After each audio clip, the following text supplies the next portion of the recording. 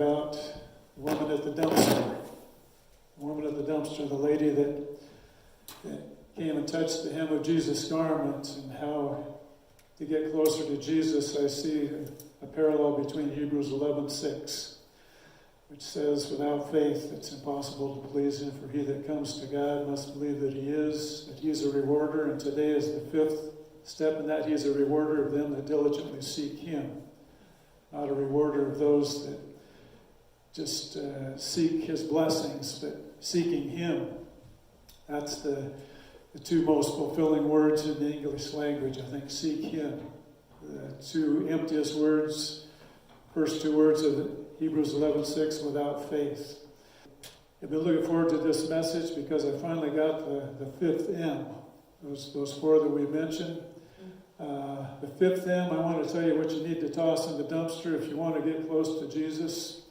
It's your mansion in Malibu.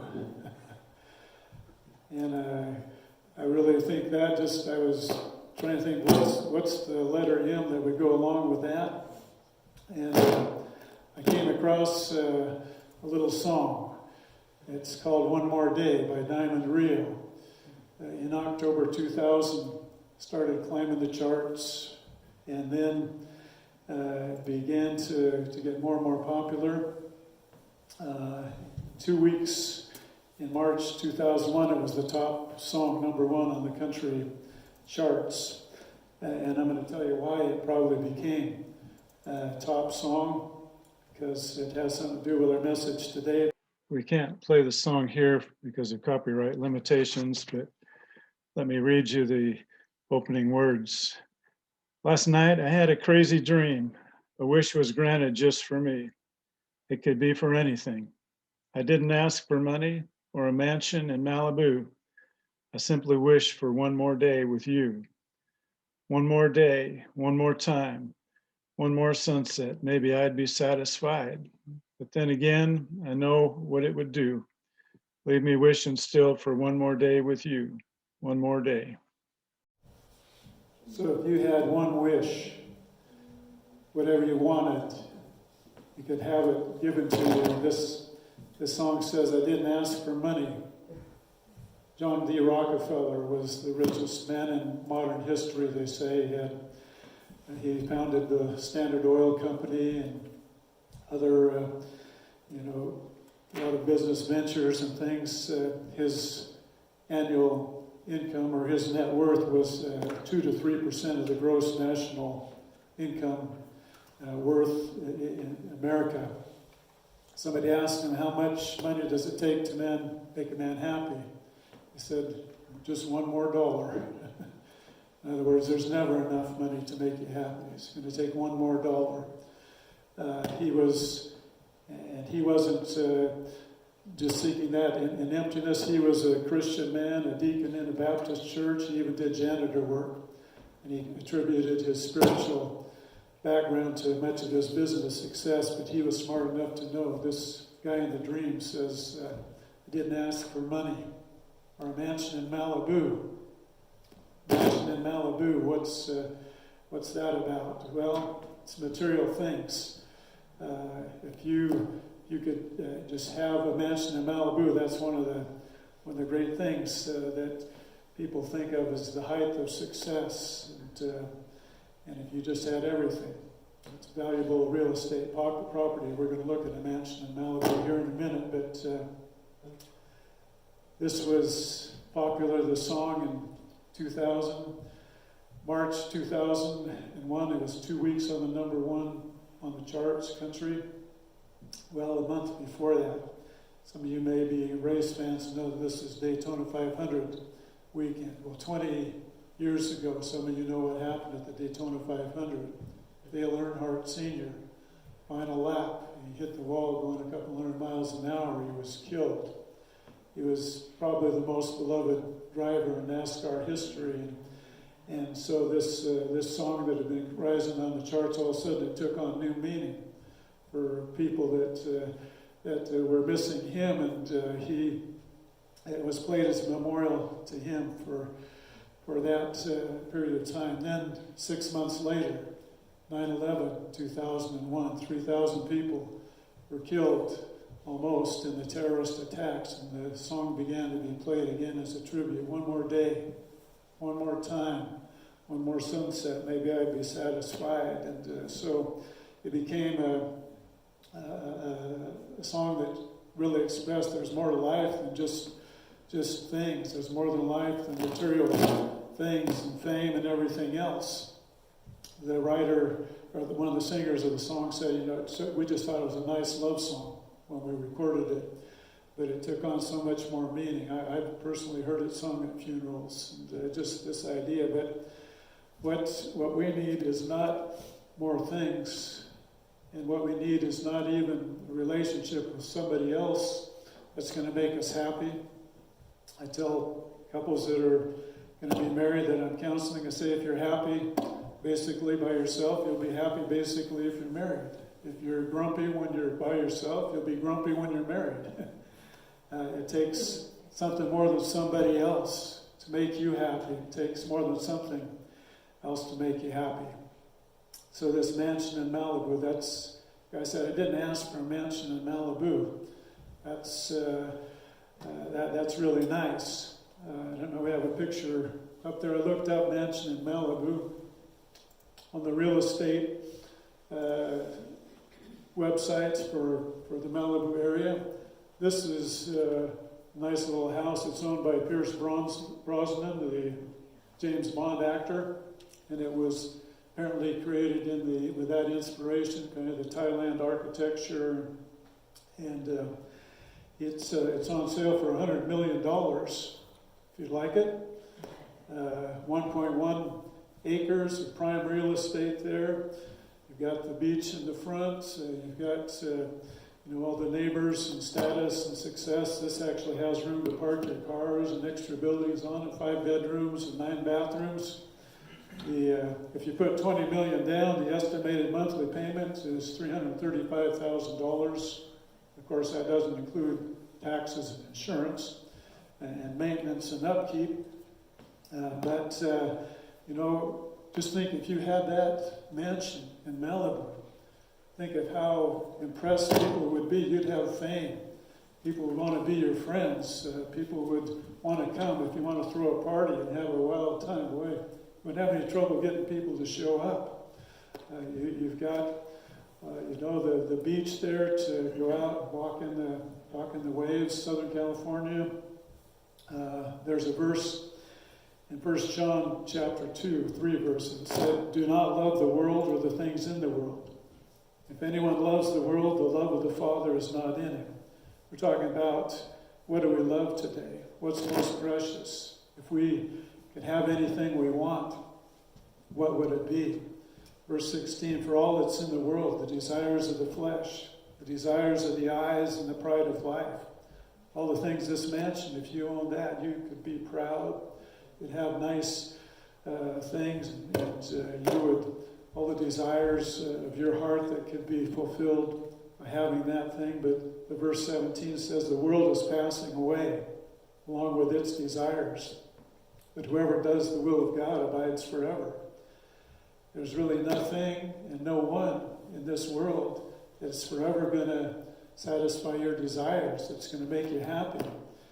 Thank God for friends, and there are plenty of things that are good in themselves, and they're not wrong, but if they get in the way of our relationship with God.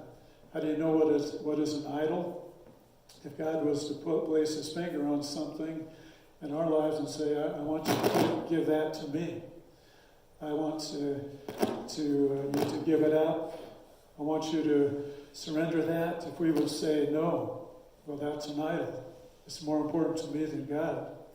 And it can be anything or it can be anybody. This world is passing away and the people are passing away. We laid to rest a dear lady this week. And there are things that happen to separate us even from good people. There's a thing called death. There's a thing called disagreement. There's a thing called divorce. There's a thing called distance. We have friends that are moving to Australia soon, and they wanted to come and visit us from back in Baltimore, but because of COVID, they're not going to do that. In our day, we have teleconferencing and phones and everything else, so it's not the big deal that might have been when people moved out west or something, but still, distance, we can't be around people. We can't depend on them to make us happy, always be there for us, because we live in a world that's fallen. We think if we just had these things, if I just had a nice house and a beautiful spouse, I'd be happy. So some of us are blessed with that here on this Valentine's Day, and some are not. But it's, you know what, as wonderful as I am, I can't make my wife happy. She can't depend on me for that. Sadly, not in some cases, but there is a friend that we're talking about today, a relationship. I'm a friend of God. This woman, as we'll see, developed a relationship with Jesus that was more important to her than her healing. Rick Springfield, I read yesterday, I saw a headline that Rick Springfield, who was a great, popular, successful musician and TV star, good-looking guy and good voice and everything else, but he says all these things he was talking about. The headline was, I thought it would heal me. He thought the success that he had would heal him. Here's a few words from his interview off of Yahoo yesterday. He said, I thought it would heal me. You know, we always think, okay, if I just get that girl or get that car or get that job or make this much money, all my bad feelings will go away.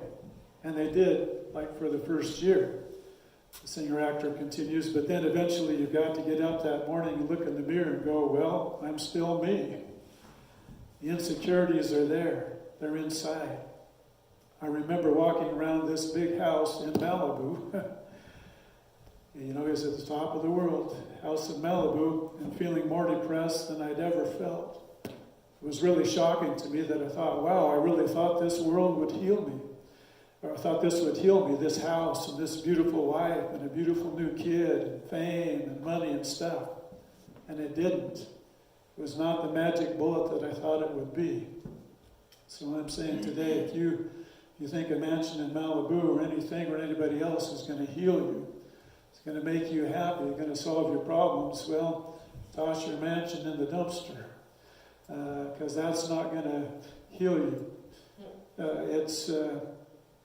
If we're not careful, our if-onlys become our idols. What are your if-onlys? If only I had that person in my life. If only I had that nice car or career, or if only I could get caught up financially. For me, it's if only I could get caught up in any way. If only I could travel, see the world, see the sights, meet the people, I would be happy. Well, of course, I'd have to take myself along.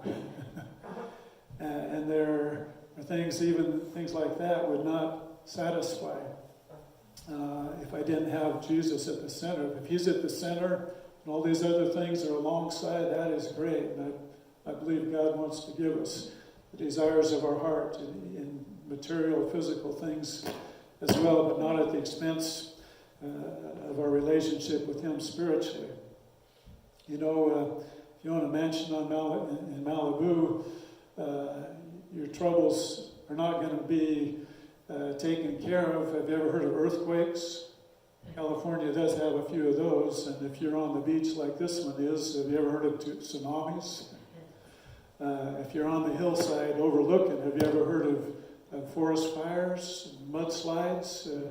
Everything that we put our focus on here is just temporary. It can be taken away from us. And even relationships, as we talked about, there can be things that come in the way between us and other people. But this lady, her mansion in Malibu, when I say toss your mansion in Malibu in the dumpster, in the sense, not that we're nothing good that we could enjoy, but if it's between you and God, if you're depending on that, then forget that. This woman, I think her mansion in Malibu was what? She wanted to be healed. She could not live with her family. She was ceremonially unclean, had to live outside the village. had to call out unclean when people would approach to her. That means if she had a husband, if she had a daughter, if she had grandchildren, she couldn't interact with them. And imagine, if only I could be healed. And that was a genuine and a reasonable thing to ask. But even healing itself could never solve the greatest need of her heart. She goes back to her family. She's still got family problems. Society has its problems. They're still under the Romans. And by the way, if only we could have a certain person in the White House or in Congress or in the Supreme Court. I believe we ought to pray for those things, but we're not looking to that to solve our problems. The thing that's going to solve our problems starts right here in our own hearts. It's a relationship with God. It goes back to the Garden of Eden. Adam and Eve lost something in the garden, closeness to God. And I can just imagine Adam and Eve singing a duet as they were outside the garden. It was closed off to them, singing, "One more day, one more time, one more sunset. Maybe I'd be satisfied, but then again, I know that what it would do, leave me wishing still for one more day with you." They lost their closeness with God. And it continued on down from Adam and Eve to that woman and to us. The human race was made to enjoy God's company. We were meant to walk with Him in the garden in the cool of the day. We were meant to enjoy company with the God that created us and gave us life. There's no mansion in Malibu that Adam and Eve could have found as a substitute for that. That the woman that touched the hem of His garment, or that we could ever expect we're going to find fulfillment and happiness in this life. Because of Adam, angels were posted at the gates to the garden to prevent entrance. Genesis 3:24, He drove out the man. And at the east of the Garden of Eden, He placed the cherubim and a flaming sword that turned away every way to guard the way to the tree of life. They couldn't get in. Angels, flaming sword into God's presence, into His closeness. It was not going to happen for them again because of Adam. Had it continued. But because of Jesus, angels are now stationed to assist us.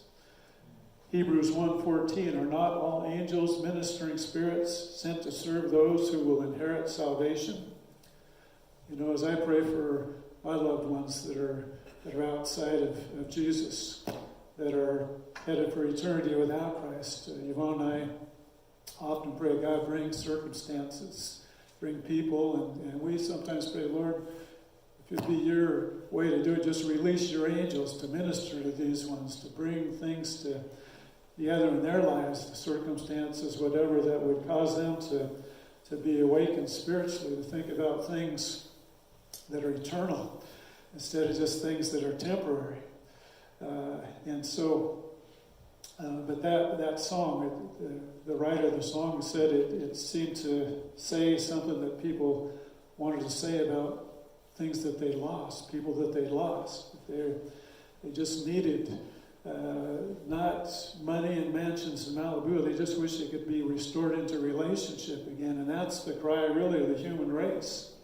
No matter how far people seem from God, there's something in their heart that deep down, the call of the wild, that they sense when there are things that can trigger something in them.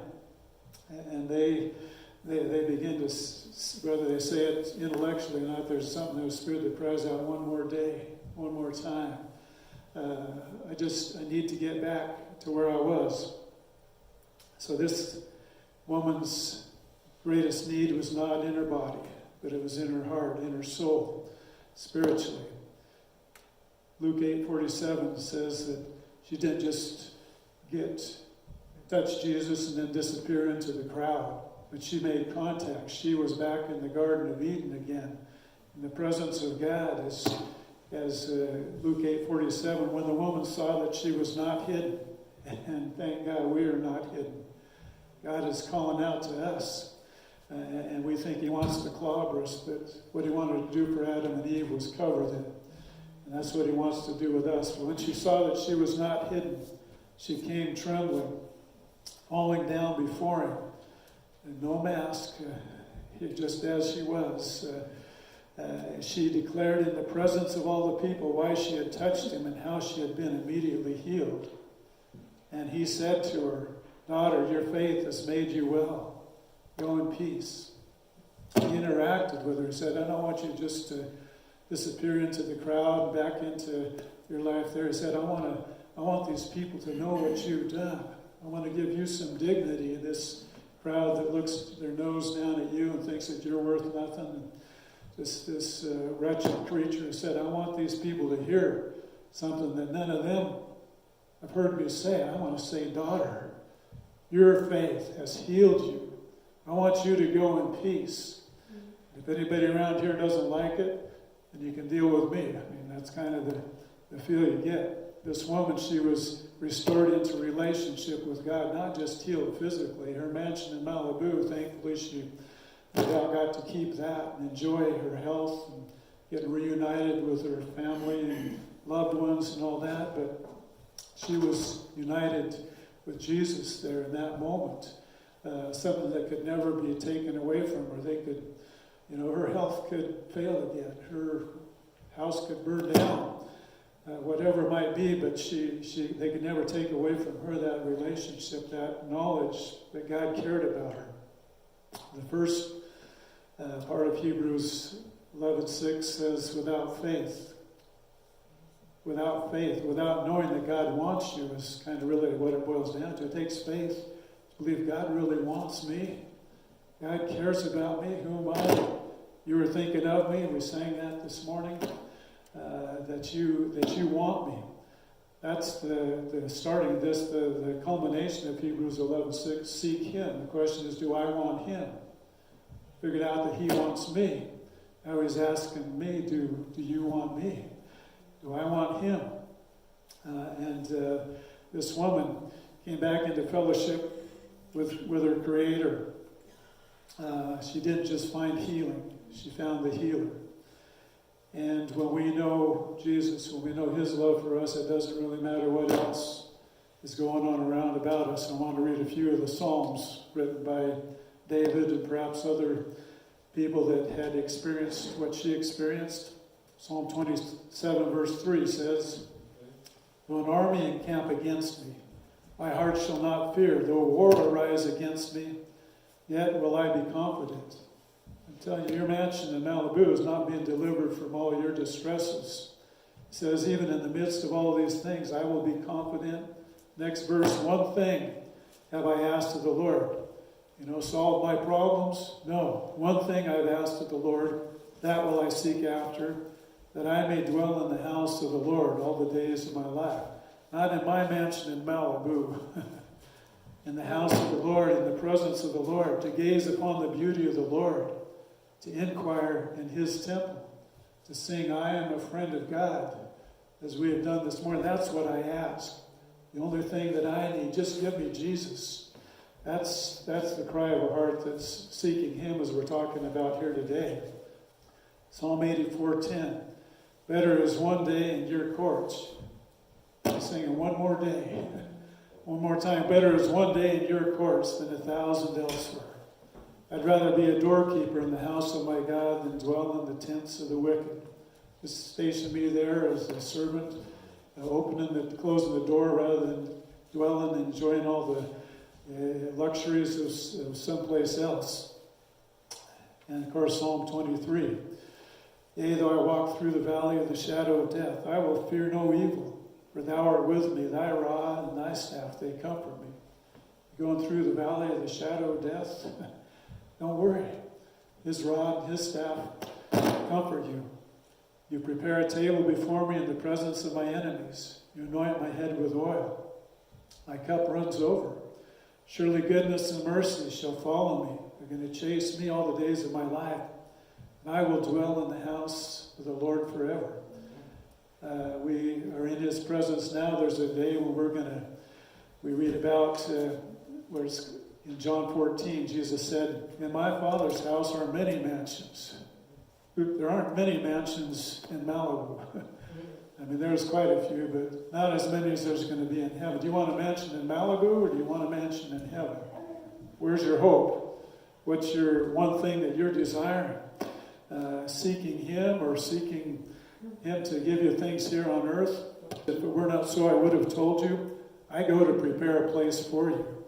That's what we need to know. And the best news, and if I go to prepare a place for you, I will come again and receive you unto myself, that where I am, there you may be also. Who cares about a mansion? We've got some precious ladies that have their little mansions in Malibu right back here. And that's great. There's something so much better than that. But who cares if you had a mansion in Malibu and didn't have anybody that loved you, anybody that cared about you? We have mansions. Who cares about that as far as the physical specifics? Jesus said, I'm going to receive you to myself, that where I am, there you may be also. I'm satisfied with just a cottage below. Jimmy Swaggart, I heard him singing yesterday as I was over at my parents, a little silver and a little gold. But in that city where the ransom will shine, I want a gold one, that silver line. I've got a mansion just over the hilltop. And I won't make you endure anymore, but mansion in Malibu. Throw your mansion in Malibu in the dumpster. It's not going to compare with that. And the main thing is because Jesus is there to prepare a place that where He is, we may be also. I want to show a little video of a guy that was kind of famous in this world. He had the lust of the flesh, the lust of the eyes, the pride of life. His name was Evel Knievel. Evel gave his heart to Jesus, and he called up his friend Robert Schuller, Hour of Power, back years ago, and said, I'd like to give my testimony to millions of people on your church show. And so this is a small excerpt of that. Once again, for copyright reasons, we can't include that video here, but you can watch it yourself on YouTube. We'll try to put the link at the end of the message if you'd like to do that. But these are some of the things he said. I always had trouble believing in the Jesus Christ, the Son of God. I don't know why I fought so hard. I was so empty. The God that I was praying to was a God that I thought could answer my prayers, but I didn't realize it. I needed to go through a living God. I know that there's more to life than what I've had. I wrote the book called Evil Ways. I said I've had a life better than any king, any president, or any prince. Hogwash. I didn't have Jesus Christ in my life. I was talking about the Rolls Royces. I had 5 of them. The Ferraris. I had 5 of them. The Stutzes, the Lamborghinis, the jet airplanes. 2 of them, I flew one alongside the other so I could see my name on the side of it. I think maybe it was the power of prayer. Maybe God just got sick and tired of me fighting so much. He reached out and grabbed and said, look, I just wanted you. You've got to stop this nonsense. You just come with me. I rose up in bed and I was by myself and I said, devil, you bastard, you get away from me. I cast you out of my life. I went to the balcony of my hotel room and said, I will take you and throw you on the beach. You will be dead. You'll be gone. I don't want you around me anymore. I did everything I could. I just got on my knees and prayed that God would put his arms around me and never, ever let me go. The power of God and Jesus just grabbed me, just took hold of me so strong. I can't tell you how strong it was. And I became a person who was just filled with Christianity. All of a sudden, I just believed in Jesus Christ. I did. I believed it. He was the Son of God. He is the Son of God. And if you don't believe that Jesus Christ is what he says he is, you will surely die. You will die in your sins, believe me. You've got to believe. Oh, you've got to believe in Jesus Christ. I'm so complete. The diamonds and the gold and the racehorses and the women and the booze. I want to tell you something. I've been a sinner. You're looking at a real sinner, but not anymore. You're not looking at a sinner anymore. I'm so happy. This is the biggest step that I've ever taken in my life. So he had taken some pretty big leaps in his life. He said, this is the biggest one. Notice what he said, I had everything. The lust of the flesh, the lust of the eyes, the pride of life. But I was so empty. So empty. He said, now I'm full of Jesus. And, by the way, that they had 2 or 3 services that morning at the Crystal Cathedral. And at the close of each service, the pastors and elders asked if there are those that would like to follow Jesus, and as a symbol of that, to be baptized. They did by sprinkling, but there were hundreds of people who came out in the aisle and said, I want to be a follower of Jesus. I want to, that what's missing in my life, what evil is found, I want that for me. And so today what we need is what evil needed. It's Jesus. It's not more jets and Lamborghinis. We said I had all the women and the booze and everything else. I was so empty. So today, seek Him. That's the message. In Exodus 33, God had brought the people out of Egypt and said, I want to bring you to myself into the promised land. The big thing of the promised land was not just that it was a place that was flowing with milk and honey. The good deal of it was that it was a place where God said, I'm going to be your God. You'll be my people. I'll dwell among you. And but they became so obnoxious and self-centered that God said, I'm not going to go up with you. This stiff-necked, hard-hearted people after all I've done. And I'm not going to go up with you. Exodus 33. Go up to a land flowing with milk and honey. You got your houses that you haven't built, your many mansions in Malibu that are waiting for you there. Go up to them. Milk and honey, but I will not go up among you lest I consume you on the way, for you are a stiff-necked people. And Moses cried out, Lord, verse 15, if your presence will not go with me, do not bring us up from here. We don't want the mansions in Malibu, the mansions in the promised land, the milk and the honey. We want your presence.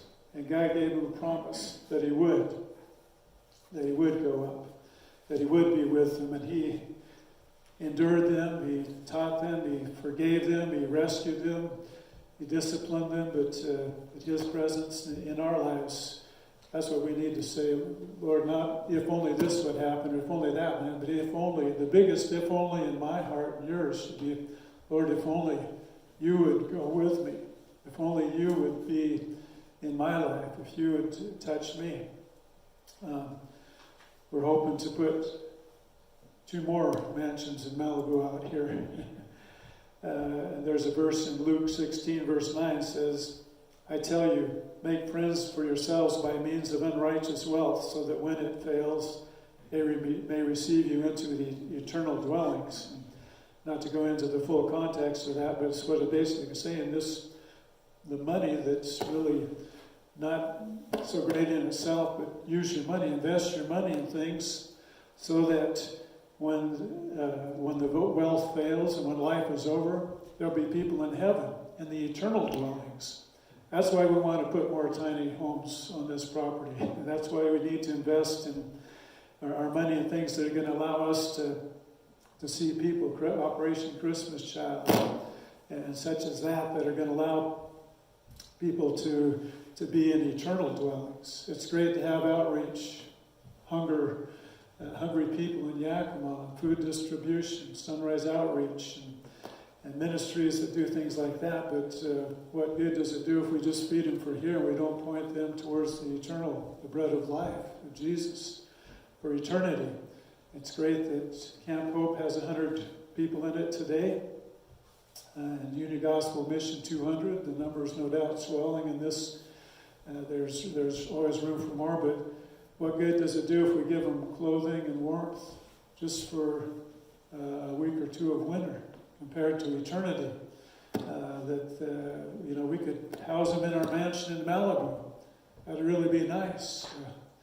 Yvonne and I picked some people up in Depot Bay, Oregon one time that were out on the street. We were going to let them share our 8 a 3-bedroom deal overlooking the ocean.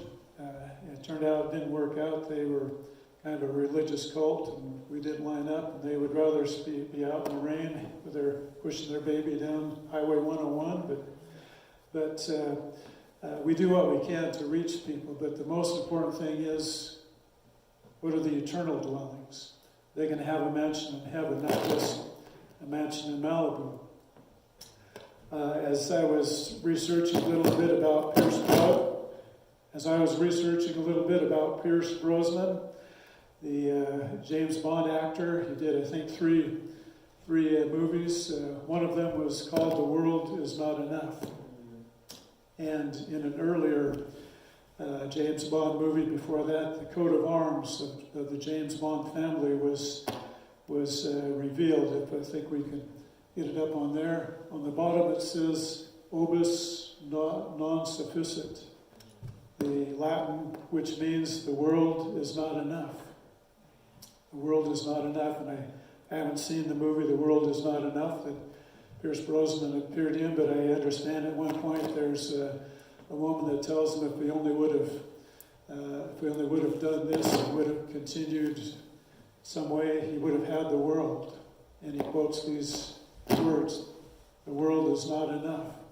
It was supposedly in the Bond legend there was some ancestor back in the 1850s that had been a pastor, and he wanted to impress that this world is not enough. Not enough to compare with heaven, not enough to compare with a relationship with Jesus. The Apostle Paul threw some stuff in the dumpster. Philippians 3 says, whatever gain I had, I counted as loss for the sake of Christ. Indeed, I count everything as loss because of the surpassing worth of knowing Christ Jesus my Lord. For his sake I have suffered the loss of all things and count them as rubbish, in order that I may gain Christ. Earlier verses he talked about he was advancing. I think his mansion in Malibu was advancement in the Christian world. He was on the way up. Pharisee of the Pharisees, and a leader, and had all this respect. He said, that doesn't really matter. I count that but rubbish. The word rubbish there in the King James, it's dung. It's sometimes used in the Greek language for excrement of a dog or a human or whatever. It comes from two words that have to do with tossing things to the dogs, the table scraps. And in comparison, all these things that may not be bad in themselves, but compared to knowing Christ, he said, that's just rubbish. I'm realizing at age 66, I'm probably not going to pastor a megachurch someday. I'm not going to be, on the high rise for fame in this world. But guess what? I have Jesus. I count all that but rubbish, that I may know him. The power of his resurrection, sharing his sufferings, and being made conformable to his death, and so on, as Paul talks about here. Whatever this world looks on as important and impressive, Paul says, it's just rubbish. Toss it in the dumpster. What's your mansion in Malibu? What do you think would make you really happy? Well, he said, I was going down the road to Damascus in pursuit of my zeal, and I heard a voice from heaven. Paul, why are you persecuting me? And said my life was turned. I think if Paul was to stand here today, he would say, I was so full of myself, so full of religion, but I was so empty. I was so empty. I was so joyless. But now I'm the apostle of joy, sometimes he's described as. This is Valentine's Day today. What a great day to have this message. Loving God with all my heart, my soul, my mind, my strength. But guess what Wednesday is? Ash Wednesday, which people traditionally give up something for 40 days leading up to Easter, like Jesus fasted for 40 days in the wilderness. And we, God may lay it on your heart to give up chocolate, give up the internet, to give up something else, but how about you give up yourself? That's the greatest thing. You toss your your mansion in Malibu. Better yet, toss yourself. Back in the late 1700s, there was a gathering of 1,800 people at a church in London. And Charles Wesley led them in a covenant prayer, which has been modernized and put here. But this is, as we look to Ash Wednesday, as we look to Valentine's Day, the Wesley Covenant Prayer Contemporary Version says, I am no longer my own, but yours. Put me to what you will. Place me with whom you will. Put me to doing, put me to suffering. Let me be put to work for you or set aside for you. Praised for you or criticized for you. Let me be full. Let me be empty. Let me have all things. Let me have nothing. I freely and fully surrender all things to your glory and service. And now, O wonderful and holy God, Creator, Redeemer, and Sustainer, you are mine, and I am yours. So be it. And the covenant which I have made on earth, let it also be made in heaven. Amen. So today, what's your mansion in Malibu?